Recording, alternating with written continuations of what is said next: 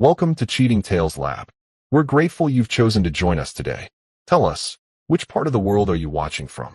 Big city? Small town? Country? We'd love to know. Now, let's dive into today's story.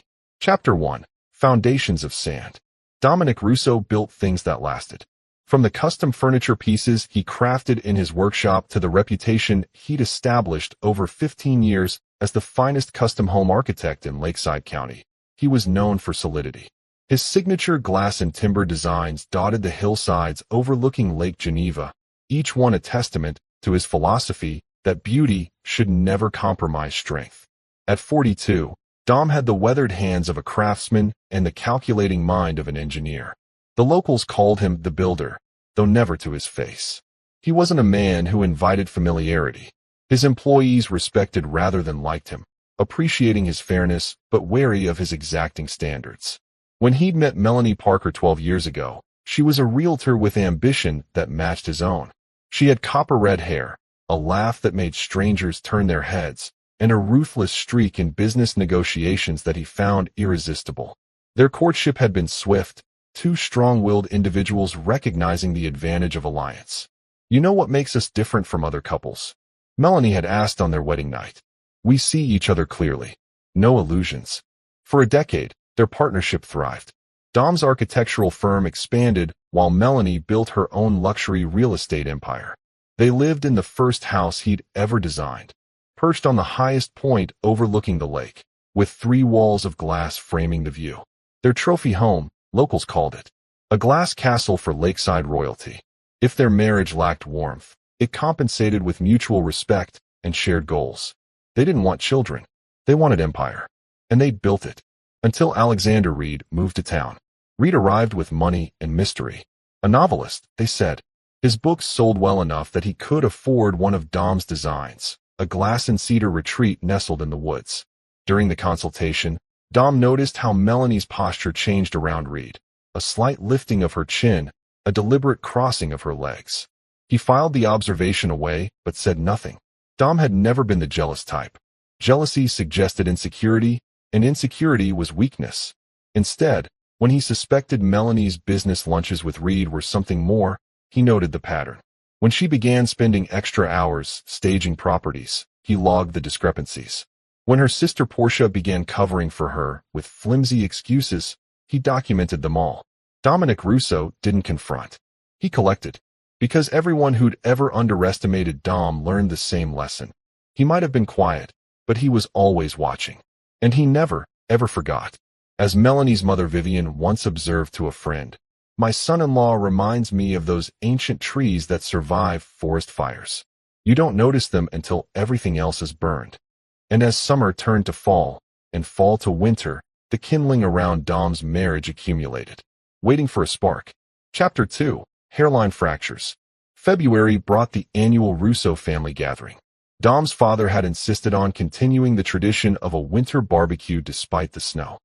"In Sicily, we'd be grilling in the sunshine," he'd declare, as though sheer Mediterranean wool could melt Wisconsin ice. Dom watched Melanie from across his parents' backyard. She stood with her phone turned away, typing rapidly, the corner of her mouth lifted in that private smile he hadn't seen directed at him in months. Her sister Portia approached her, whispered something, and Melanie quickly pocketed the phone. Later that night, while Melanie was in the bathroom, her phone chimed with a message. Dom had never checked her phone before. Respect for privacy had been one of their unspoken rules. But something cold and certain had settled in his chest over the past months. Knowledge without evidence. The message preview showed only, "Last night was worth the wait." Same time. Dom set the phone down exactly as he'd found it. He didn't need to read more. The confirmation merely solidified what he'd already accepted. But knowledge wasn't power, not yet. Timing would determine that. 2 days later, he followed Melanie to Reed's house. He didn't confront them. He simply watched through the vast windows, Reed's home, like all of Dom's designs, betraying its occupants with transparency. Then he drove home and poured himself 2 fingers of whiskey. "She's been seeing him for 4 months," Dom told his reflection in the glass wall overlooking the lake. "The question is why she's still here."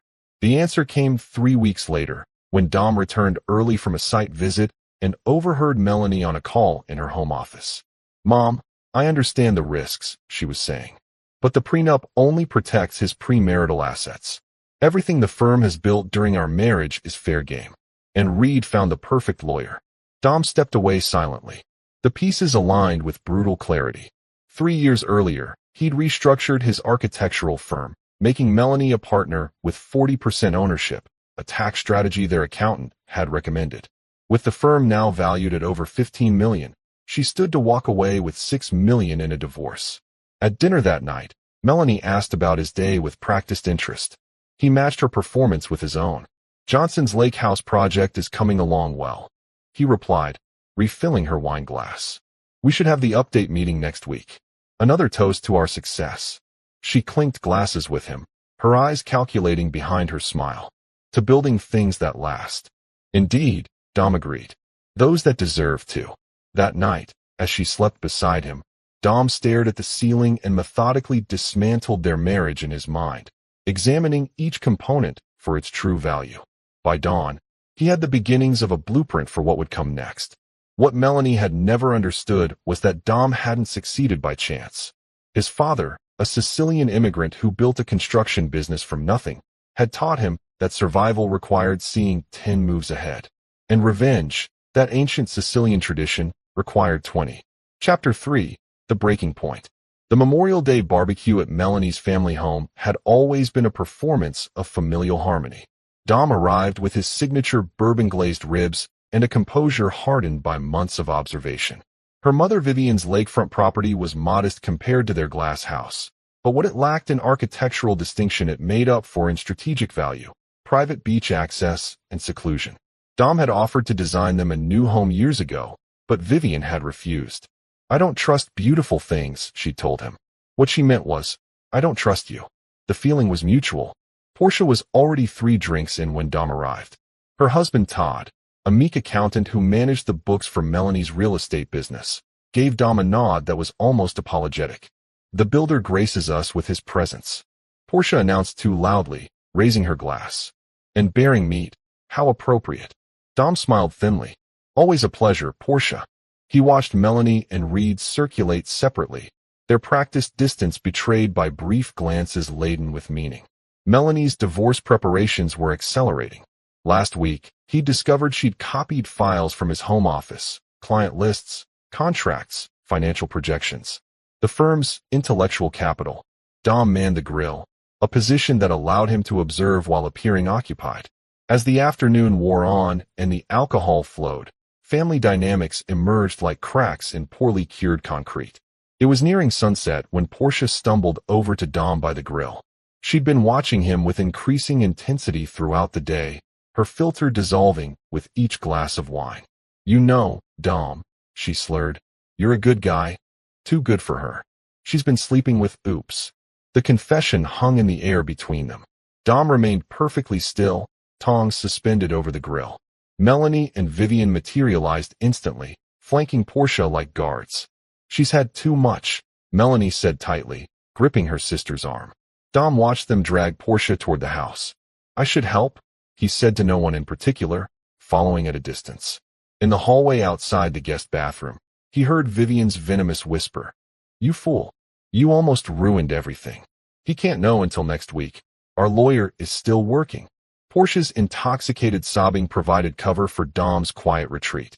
He returned to the grill, shut it down methodically, and packed away the leftover food. When Melanie finally emerged from the house, he was loading the car. Portia's such a mess, she sighed. Always creating drama. Dom nodded. Family's complicated. She didn't say anything. Weird to you, did she?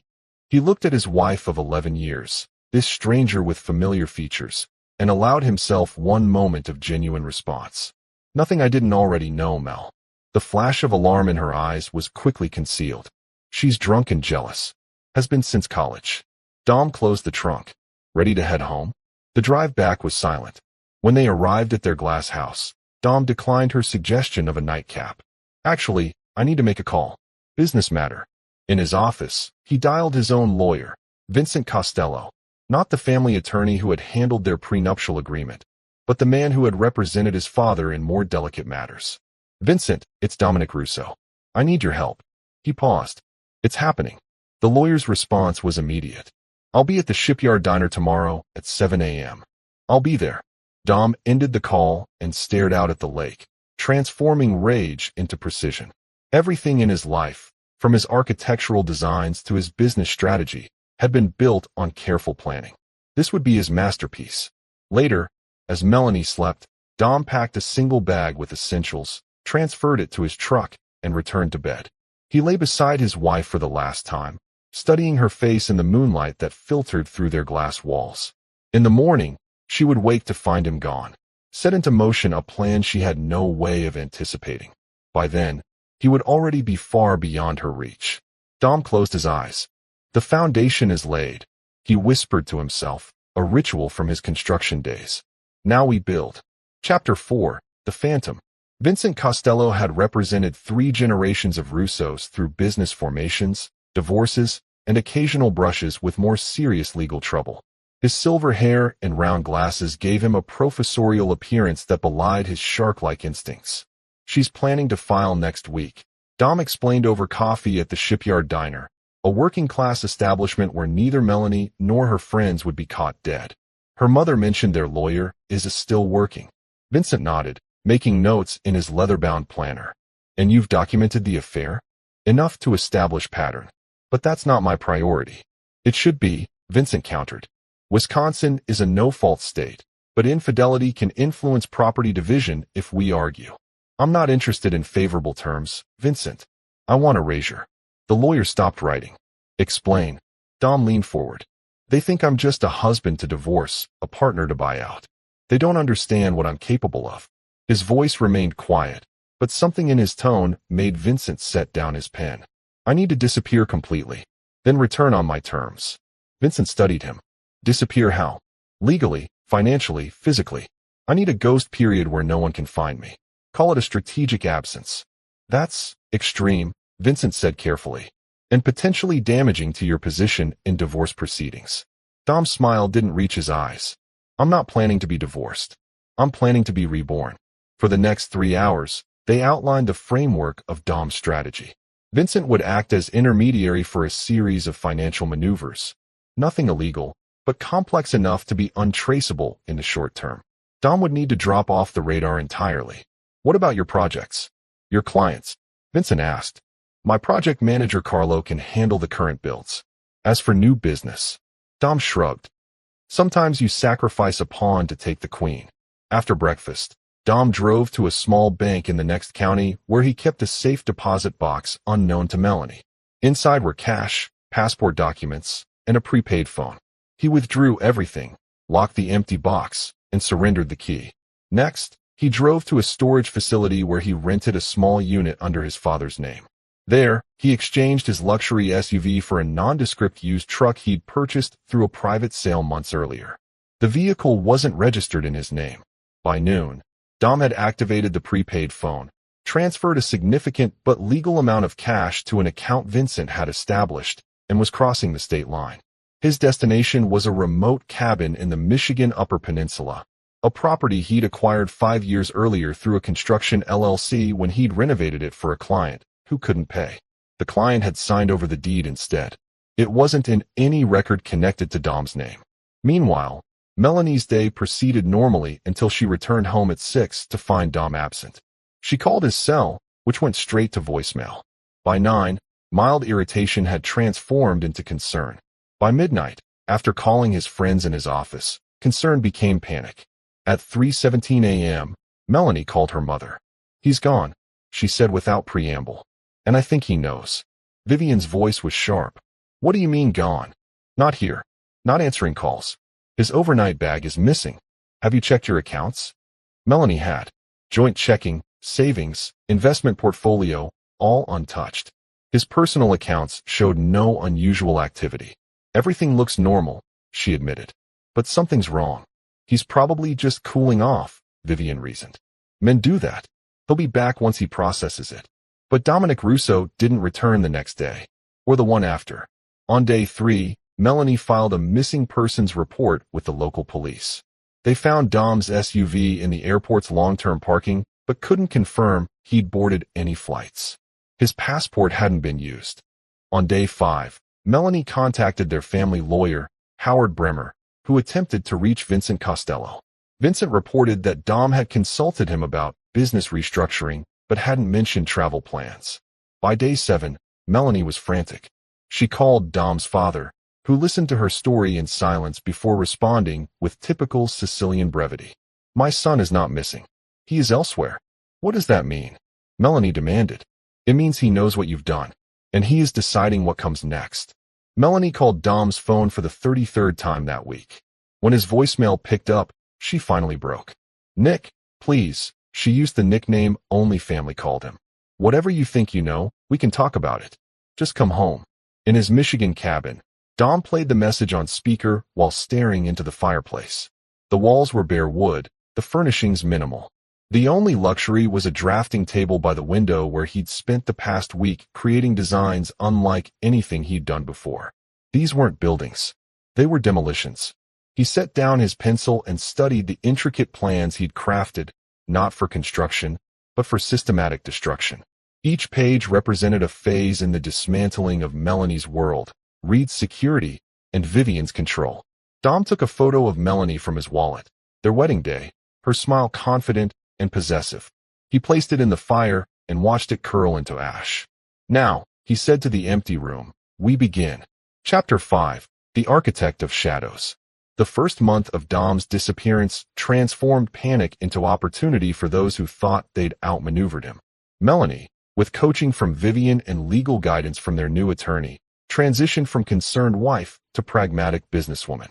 He abandoned the business, the marriage, everything, she explained to their mutual friends.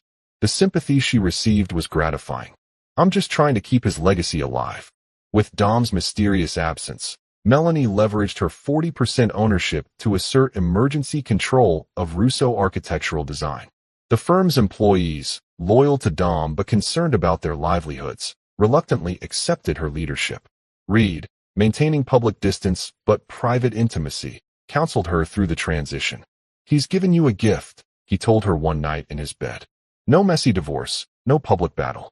Just absence." "It doesn't make sense," Melanie insisted. "Dom isn't impulsive. Everything he does has purpose." Reed kissed her shoulder. Maybe his purpose was surrender. Meanwhile, in northern Michigan, Dom had established a new rhythm.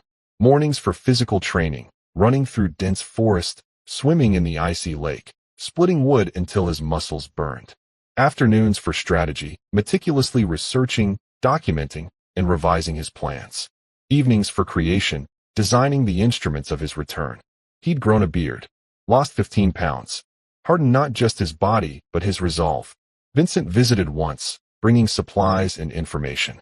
He was startled by Dom's transformation. "You look different," the lawyer observed. "I am different," Dom replied. Updates. Vincent's report was thorough.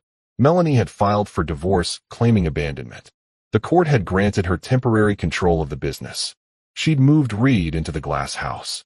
"They're not even pretending anymore," Vincent noted. Dom nodded. "Predictable. What about Carlo? Your project manager is cooperating outwardly but contacts me weekly. He's loyal to you. And my father? Says to tell you. The underground time is necessary." Vincent raised an eyebrow. "What does that mean?" Dom almost smiled. "Family history. When my grandfather needed to escape certain business associates in Sicily, he lived in a hidden room beneath his vineyard for 8 months. My father calls it the underground time, the period of waiting before justice." Vincent hesitated. "I should advise you that whatever you're planning." "You don't want details," Dom interrupted. "I understand, but I need something from you." He handed Vincent a sealed envelope. "In exactly 2 weeks, deliver this to Carlo.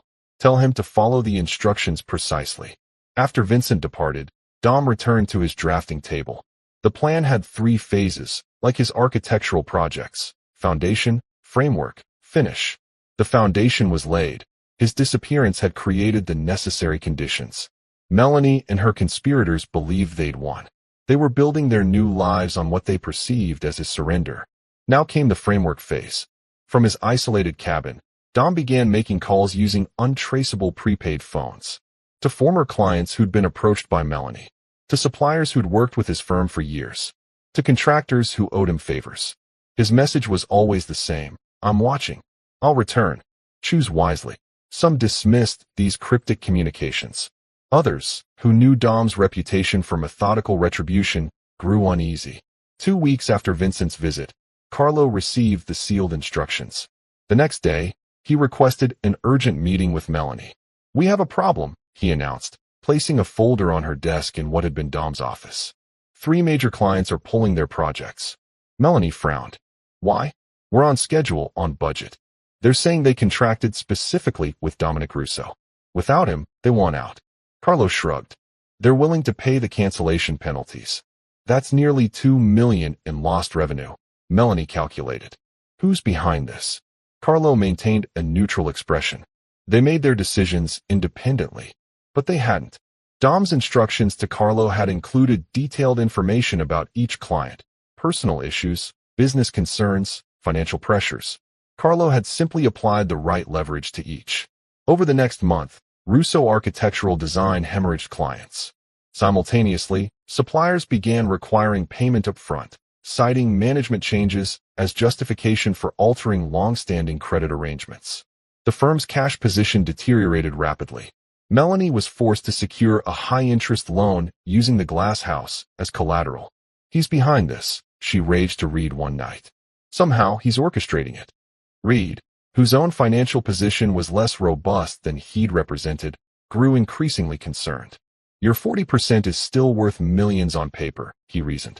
"We can sell your stake, start fresh somewhere else." But when Melanie approached potential buyers, she discovered another obstacle.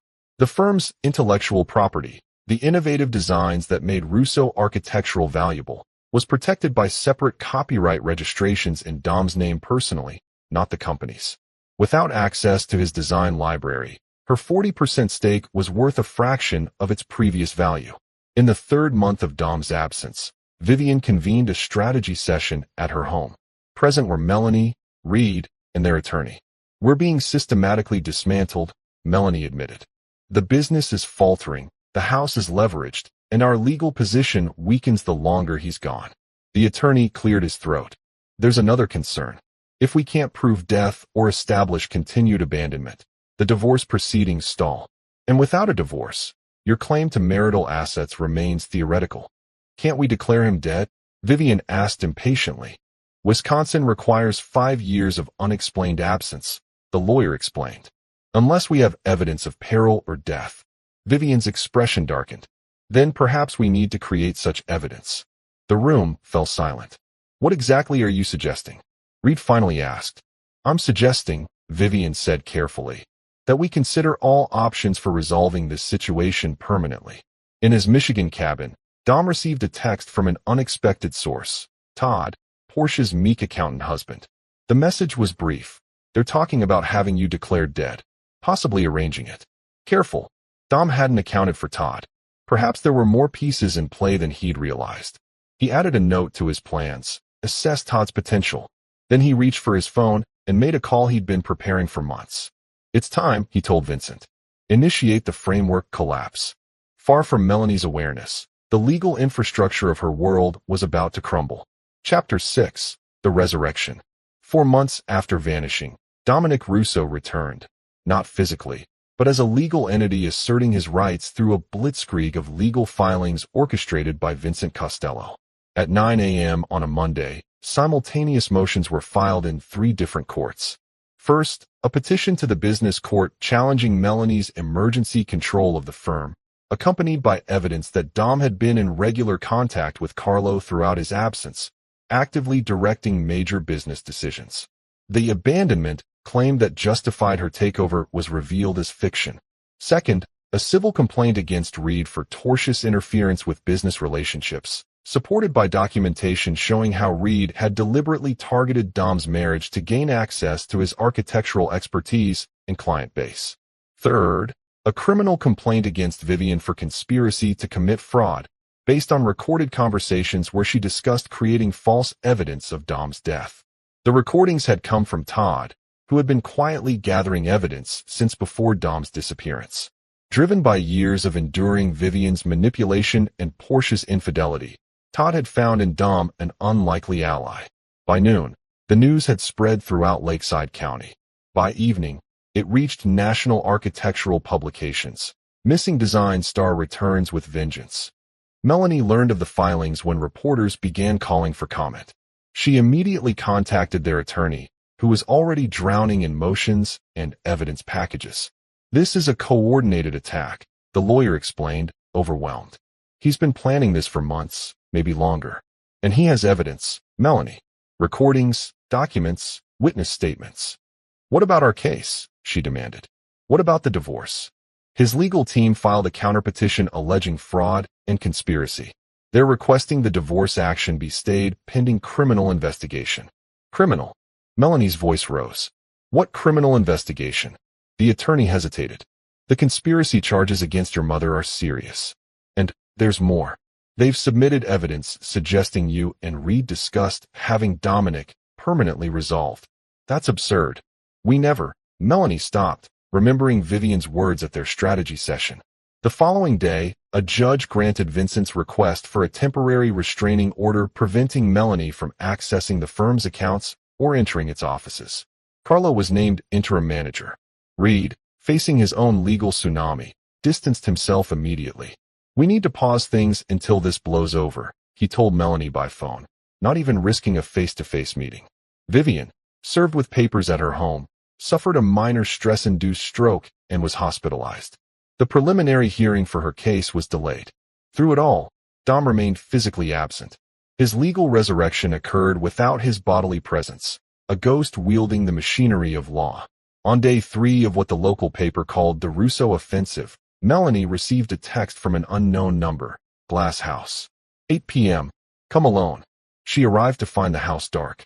Using her key, she entered cautiously, calling out, but receiving no answer. In the great room overlooking the lake, a single lamp illuminated Dom's drafting table where architectural plans lay unfolded. But these weren't building plans. They were demolition schematics, detailed drawings showing the structural vulnerabilities of the glass house, the load-bearing points, the sequence required to collapse it while leaving the foundation intact. Melanie stared at the precision of the renderings, understanding that she was looking at a metaphor made literal. Dom had designed the systematic destruction of everything they'd built. Beautiful, isn't it?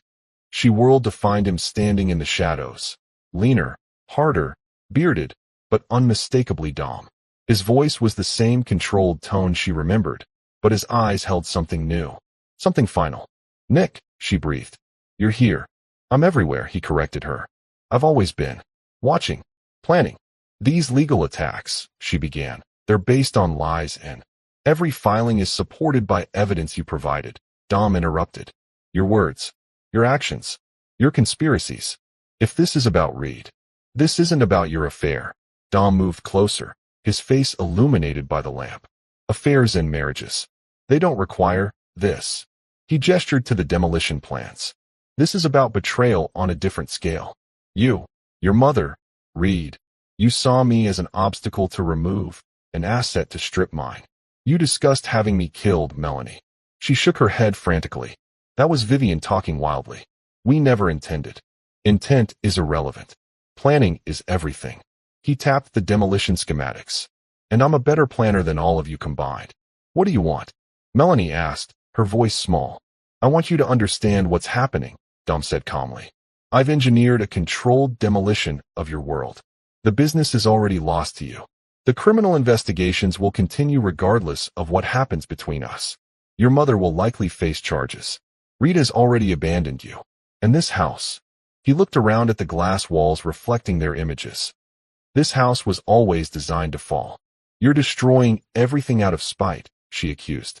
Dom actually laughed, a sound Melanie realized she hadn't heard in years. No, Mel. I'm clearing the foundation to rebuild. The question is whether you want to salvage anything for yourself. He pushed a folder across the drafting table. These are terms.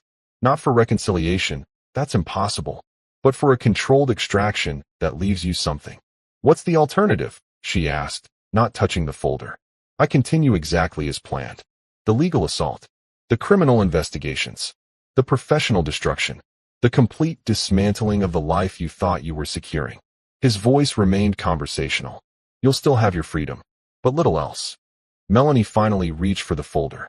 Inside was a settlement agreement so comprehensive it covered contingencies she hadn't even considered.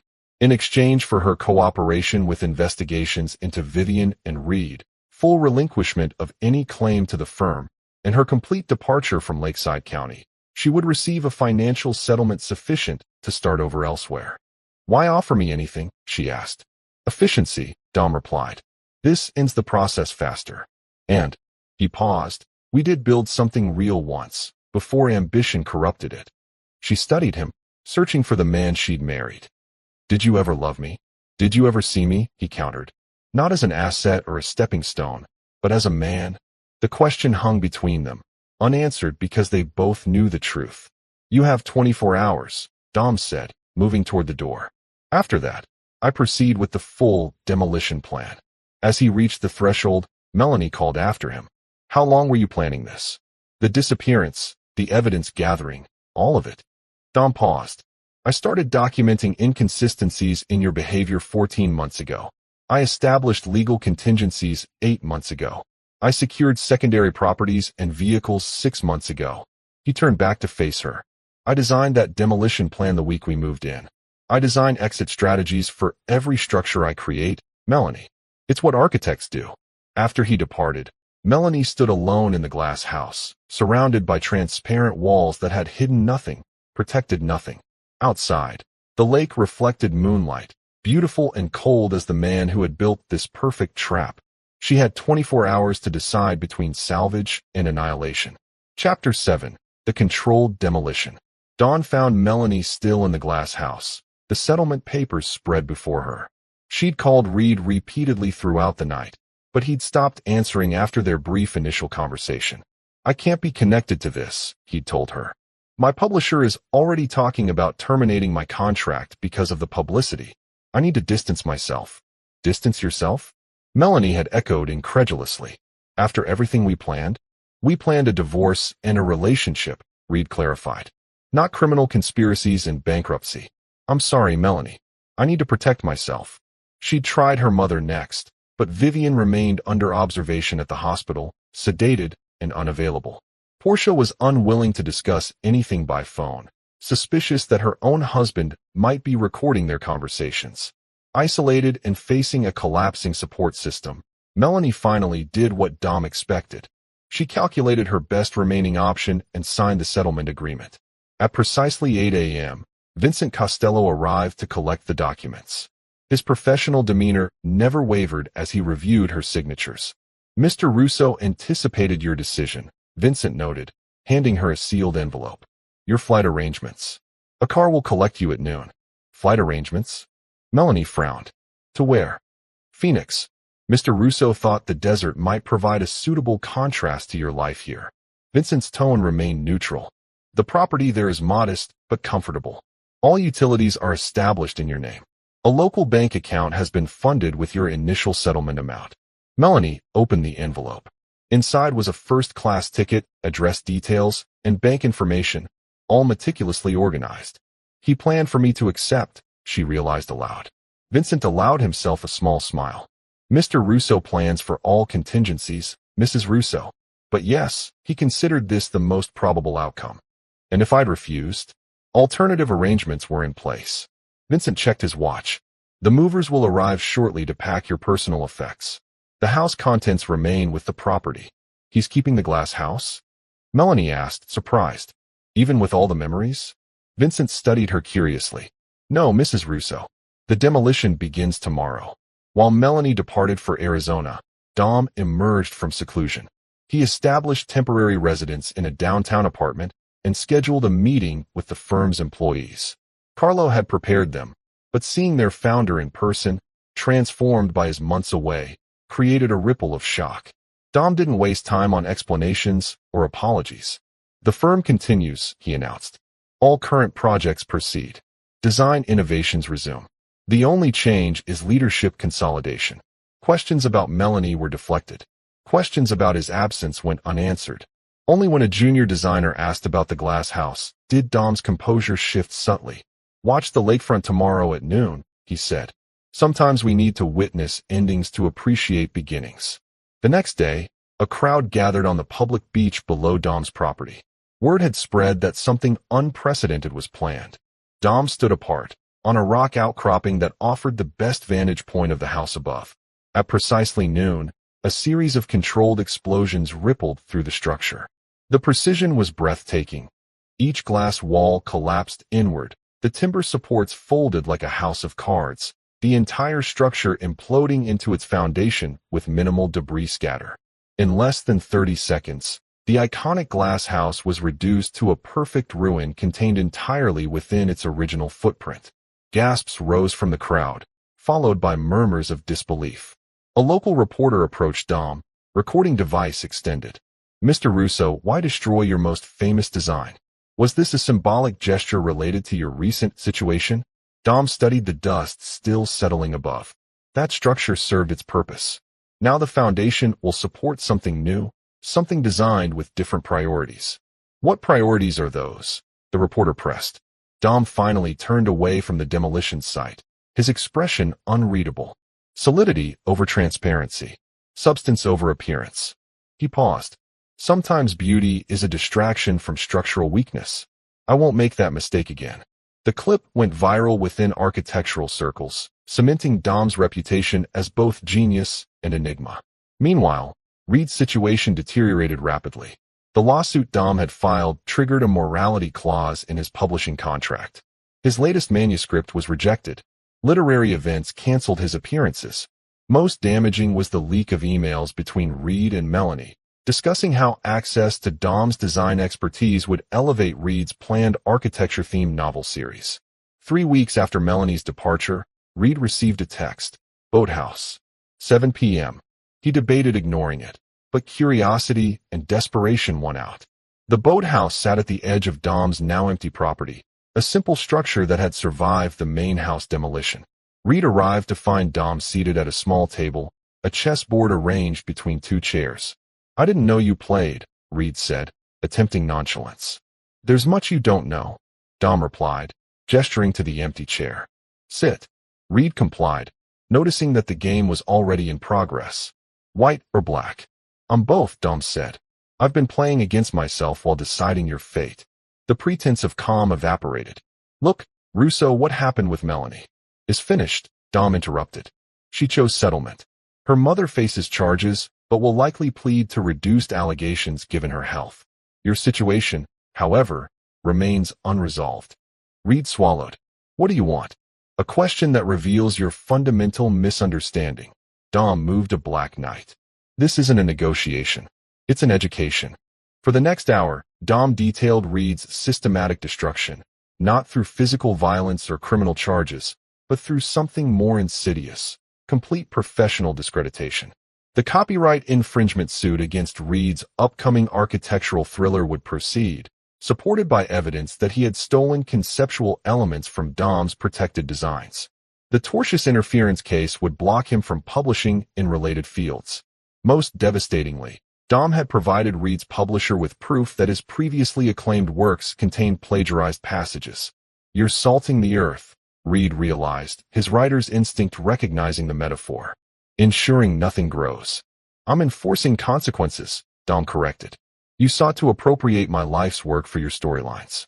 You pursued my wife to access my expertise. You positioned yourself to benefit from my destruction." He advanced a white bishop. "Did you really believe there would be no response?" "I didn't think you were capable of this level of calculation," Reed admitted. Dom almost smiled. "No one does. That's why it works." He stood, leaving the chess game unfinished. "Your career is over, Reed. Not because I'm vengeful, but because I'm thorough.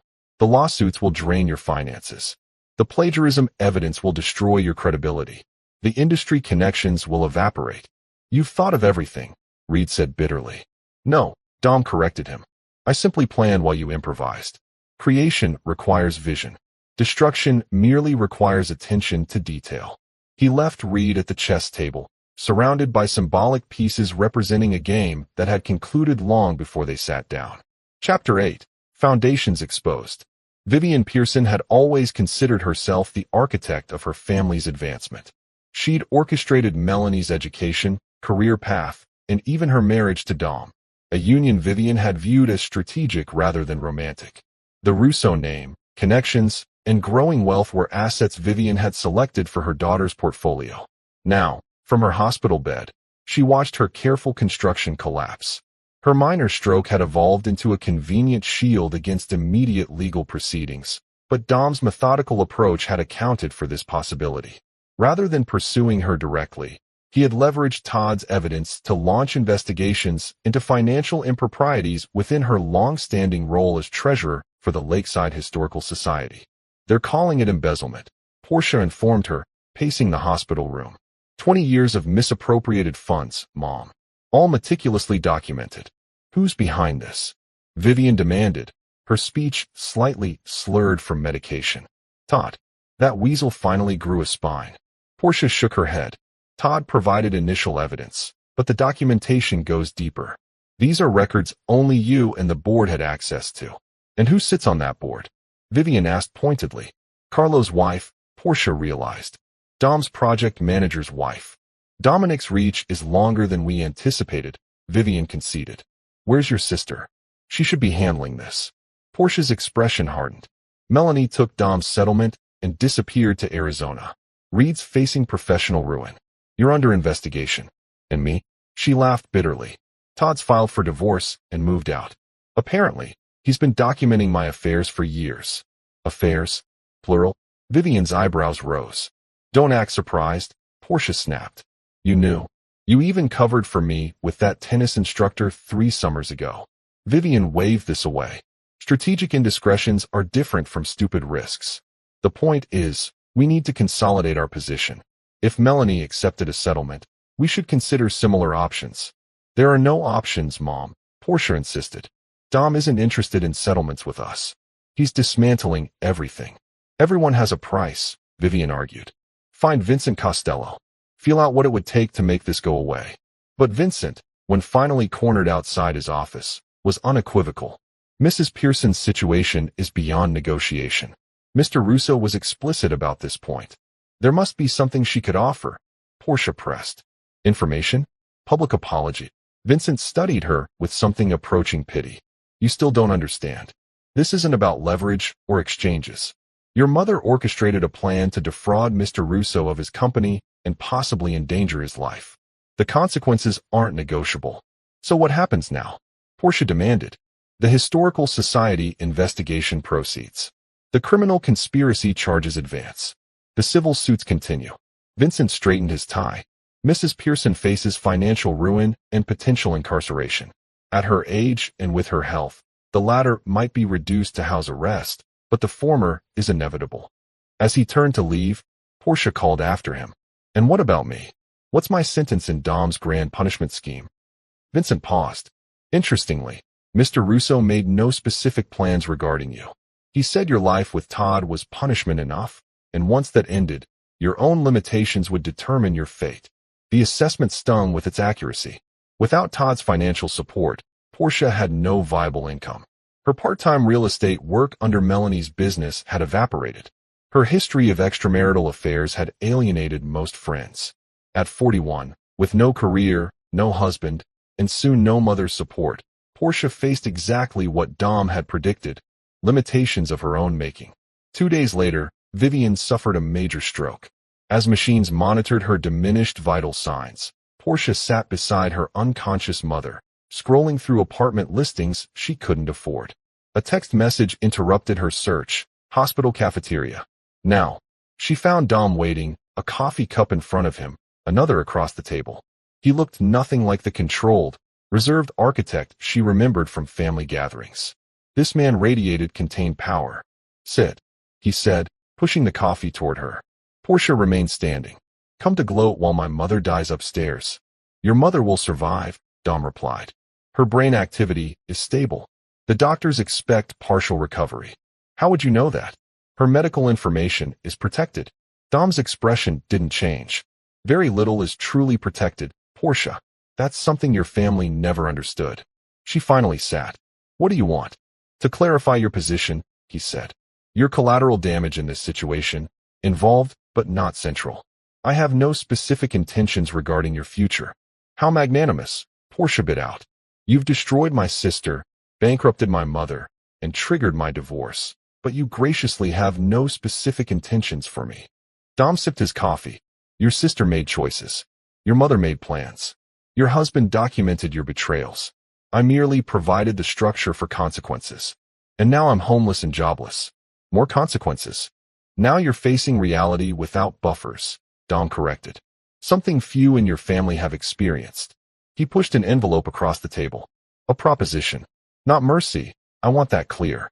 Inside was information about a property management position at a resort in northern Wisconsin, far from Lakeside County. The job included housing accommodations. Why would you help me? Portia asked suspiciously. I'm not helping you. I'm removing a distraction. Dom stood. The position starts next month. Accept or decline. It makes no difference to my plans. But it's the only lifeline you'll receive.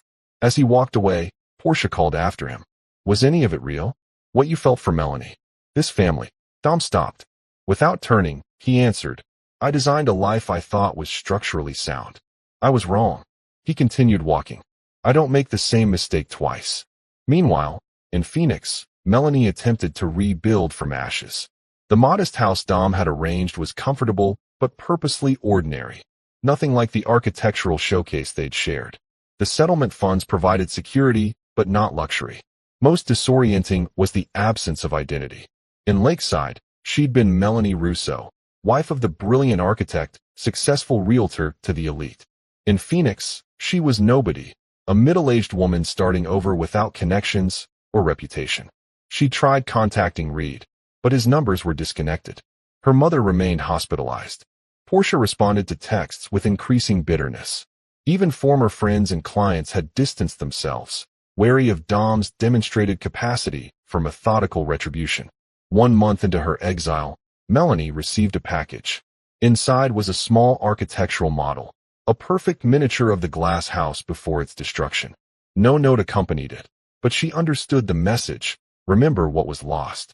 She placed the model on her mantle, a reminder of ambition's cost. Some nights, she would sit staring at its tiny walls, wondering at what point the foundation had begun to crack. Chapter 9. The Builder's Legacy. 1 year after the glass house imploded, Dominic Russo unveiled his new home on the same foundation. Unlike its predecessor, this structure was primarily timber and stone, materials that aged with character rather than revealed every flaw. Glass elements remained, but strategically placed to capture light rather than expose interiors. The architectural community hailed it as his finest residential design, a mature statement on privacy and revelation. What no one outside Dom's inner circle understood was that the house represented his personal reconstruction. Carlo, now a full partner in the renamed Russo Design Group, oversaw the invitation-only reception that marked the home's completion. The county's elite gathered, curious to see both the revolutionary design and its enigmatic creator.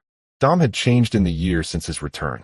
The hardness remained, but the beard was gone, replaced by a precision-trimmed goatee that complemented his now silver-streaked hair. He moved through the crowd with contained energy, discussing architectural theory with colleagues, but revealing nothing personal. Vincent Costello observed from a corner, nursing a single scotch.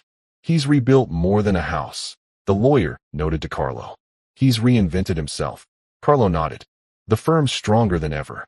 3 international commissions, the Chicago Cultural Center project, and requests we can't possibly fulfill. And the personal cost? Vincent asked quietly. Before Carlo could respond, the crowd parted to admit a late arrival. Todd, Portia's ex-husband. The accountant approached Dom with visible nervousness, extending his hand. Their conversation was brief, but appeared cordial. When Todd departed, Dom returned to his position overlooking the lake, his expression unchanged. There's your answer, Carlo told Vincent. He acknowledges allies, but maintains distance. The professional thrives while the personal remains selective. Later that evening, after guests departed, Dom sat alone on his terrace. The new house settled around him with timber creaks and stone solidity. Sounds fundamentally different from the glass house's silence.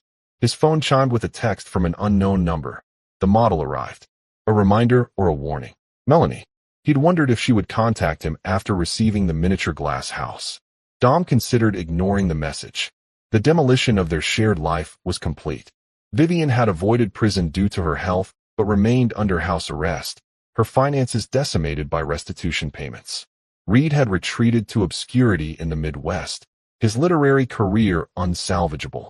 Portia had accepted the resort position, disappearing into the northern woods. Melanie herself existed in a limbo of Dom's design, comfortable enough to survive, but stripped of the status and connections that had driven her ambition. The legal machinery Dom had set in motion continued grinding forward without requiring his attention. The firm prospered under his renewed vision. The new house stood complete. There was no tactical advantage in responding to her message. Yet Dom found himself typing.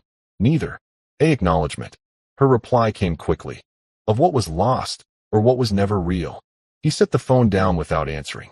Some questions had no meaningful response. Or perhaps too many possible answers, none of them useful to either receiver or sender. Inside his new home, Dom moved to his private study where architectural plans for his next project were spread across his drafting table. Not another residence, but a community center for at-risk youth. A structure designed to support rather than showcase, to shelter rather than impress. The design incorporated lessons from both destruction and reconstruction, resilient materials, multiple support systems, foundations dug deeper than standard requirements, a building that could weather storms literal and metaphorical. Dom added final notations to the plans, satisfaction replacing the cold purpose that had driven him through months of calculated vengeance. He had demolished a life built on false assumptions and constructed a new one based on clearer vision. The phone chimed again. He expected another message from Melanie, but instead found a text from his father. The underground time served its purpose. The new foundation is solid. Dom smiled slightly. His father, now in his 80s, remained the only person who truly understood the transformation Dom had engineered, not just of his circumstances, but of himself. He texted back, "The builder endures. The structure adapts." His father's response was immediate. As it should be. Dom set the phone aside and returned to his designs, the past finally sealed beneath a foundation strong enough to support whatever he chose to build next. In Phoenix, Melanie stared at her unanswered message, the miniature glass house gleaming in moonlight from her mantel. She understood now what she'd failed to see during their marriage. Dom's quietness had never been weakness but calculation, his attention to detail never obsession but strategy, his patience never indecision but timing. She placed her phone face down. Some conversations were destined to remain unfinished, some questions eternally unanswered. The glass house had fallen, its transparent walls proving ultimately indefensible.